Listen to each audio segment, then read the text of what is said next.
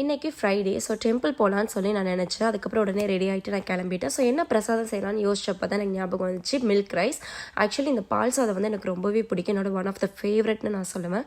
நாங்கள் வந்து சின்ன வயசில் இருக்கும்போது எங்கள் அம்மா எப்போயுமே ஃப்ரைடேனா எங்களுக்கு பால் சாதம் தான் தருவாங்க. ஆக்சுவலி இந்த பால் சாதத்துக்கு ரெசிபி என்ன தெரியுமாங்க, ரொம்பவே சிம்பிள். கொஞ்சமாக தண்ணி ஊற்றி நம்ம ரைஸ் போட்டு கொஞ்சம் அவிஞ்சதுக்கப்புறம் ஃபுல்லாகவே நம்ம மில்கில் தான் இதை வந்து செய்யணும். மில்கில் வந்து நல்லாமே வேக விட்டு அண்ட் ஒன்ஸ் வந்து நல்லா வெந்ததுக்கு அப்புறம் அடுப்பை வந்து சிம்மில் வச்சிடணும். சிம்மில் வச்சுட்டு நெய் ஊற்றி ஒயிட் சுகர் போட்டு அண்ட் ப்ளம்ஸ் போடணும்.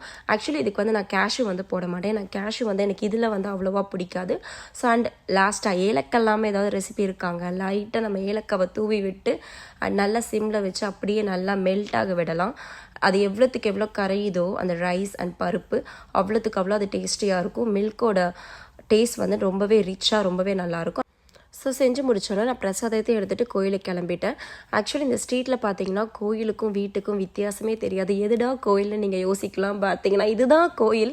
ஆக்சுவலி இது வந்து முன்னாடி வந்து ஒரு சர்ச்சாக இருந்துச்சு. அதுக்கப்புறம் எல்லா தமிழ் பீப்புளும் ஹிந்துஸ் எல்லாருமே சேர்ந்து இந்த டெம்பிளை வந்து வாங்கி இதை நடத்திட்டுருக்காங்க. கரெக்டாக 7 o'clockலாம் பூஜை வந்து ஸ்டார்ட் ஆயிரும். ஸோ கரெக்டாக நாங்கள் டைமுக்கு போயிட்டோம். டைமுக்கு போகும்போது பூஜையும் ஸ்டார்ட் ஆயிடுச்சு. எல்லோரும் வர ஆரம்பிச்சிட்டாங்க. ஒன்ஸ் வந்து எல்லாருமே கொண்டாடுற பிரசாதத்தை வந்து அந்த டேபிளில் தான் வைப்பாங்க. வச்சு எல்லோரும் பூஜை முடிஞ்சதுக்கப்புறம் எல்லோரும் சாப்பிட்டுட்டு அங்கேருந்து கிளம்பிடுவாங்க.